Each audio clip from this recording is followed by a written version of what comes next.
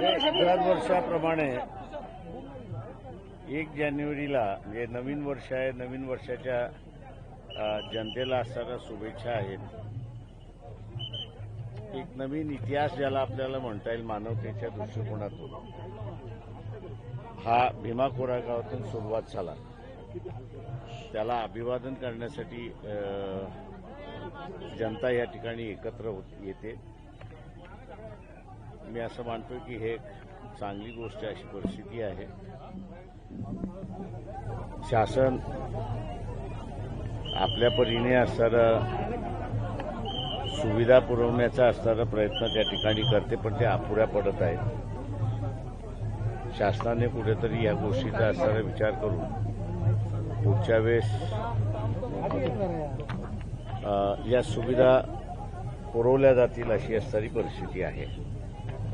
बार्टीसारखी जी संघटना आहे त्यांनी याच्यामध्ये अधिक लक्ष घातलं पाहिजे असं मी त्या ठिकाणी मानतो. एका दृष्टीने मी असं म्हणेन की हा जो संघर्ष आहे भीमा कोरेगावचा संघर्ष जो आहे फिजिकलरित्याने संपलाय असं मी त्या ठिकाणी म्हणेन, पण मानसिकरित्याने अजून चालू आहे असं मी त्या ठिकाणी मानतोय.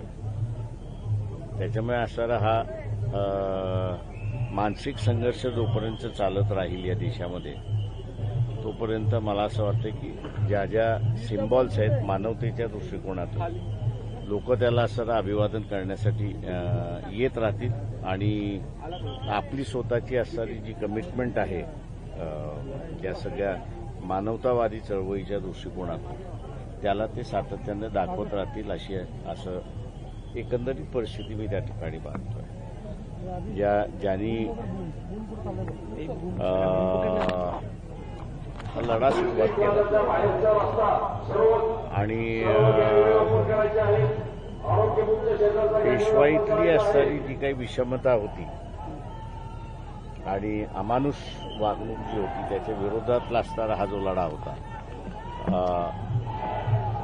तो फिजिकली मी जसं म्हटलं तसं संपला आहे. मानसिक दृष्टिकोनातून चालू आहे. त्याला मी असं या ठिकाणी अभिवादन करतो आणि आम्ही सगळेजण त्याला असणारा सहयोगही करतो. देशात आणि केंद्रात भाजपची सरकार आहे आणि पुढील म्हणजे 2 हा तर मग कशी तयारी असेल किंवा मग आता परभणीची घटना घडली वारंवार घटना घडतात राज्यात ते एका दृष्टिकोनातून आपण असं बघितलं तर परभणीची घटना आहे, बीडची घटना आहे आणि म्हणून मी म्हणालो की इथला असणारा मानसिक जो बदल व्हायला पाहिजे होता तो काही झालेला नाही. तो अजून तसाच्या तसा आहे.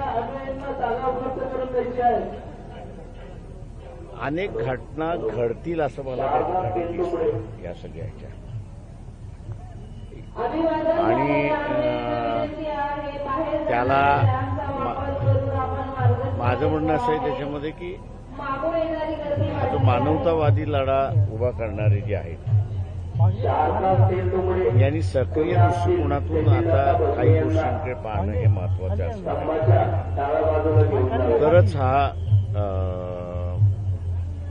संघर्ष आपल्याला दिसतोय त्याला असणारं कुठेतरी एक टोक म्हणजे बदलाचा टोक येईल असं मी त्या ठिकाणी मानतोय आणि ती गरज आहे असं मी त्या ठिकाणी मानतोय. अशी असताना परिस्थिती आहे. सरकार हे बीजेपीचं सरकार आहे.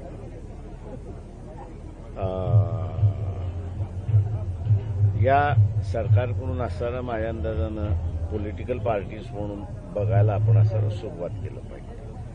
वैचारिक बदल आहे का, मतभेद आहेत का, टोकाचे मतभेद आहेत मी असं म्हणेन त्याच्यामध्ये या सगळ्या पक्षांबरोबर. परंतु टोकाचे मतभेद जरी असले तरी ते फिजिकल स्वरूपामध्ये येणार नाही त्याची दक्षता आपण घेतली पाहिजे आणि ते जर घेतलं तर मला वाटतं हा वैचारिक लढा समाज परिवर्तनाच्या दृष्टिकोनातून फार चांगल्या रीतीने उपयोगात आणला जाऊ शकतो अशी परिस्थिती आहे. फक्त तो फिजिकल स्वरूपामध्ये होऊ नये एवढीच फक्त इच्छा आहे त्याच्यामध्ये. ते मी एवढंच म्हणणार आहे त्याच्यामध्ये की ज्या पद्धतीने त्या लढ्याला एक कलर दिला जातोय मराठा वर्सेस वंजारी, अशा याच्यामध्ये मी असं म्हणेन की शासनाने अधिक दक्षता राहिली पाहिजे होती. आणि पोलीस खात्याला वाल्मिक कुठे नाही आहे, म्हणजे कुठे लपलेलं आहे माहीत नाही, हे मला वाटतं आश्चर्य आहे. ज्यांना खुफिया एजन्सी आहे त्यांनी आपलं फेल्युअर मला वाटतं लोकांसमोर वारंवार आणू नये, एवढीच फक्त मला त्यांची विनंती. गृहमंत्री कमी, मुख्यमंत्री कमी पडलेत. सरकारमधलं त्यांचं प्रेशर आहे ह्याची मला जाणीव आहे, त्याच्यामुळे त्यांनी लवकरात लवकर ऍक्ट करावं एवढीच फक्त विनंती आहे. मुख्यमंत्र्यांचा फेल्युअर आहे.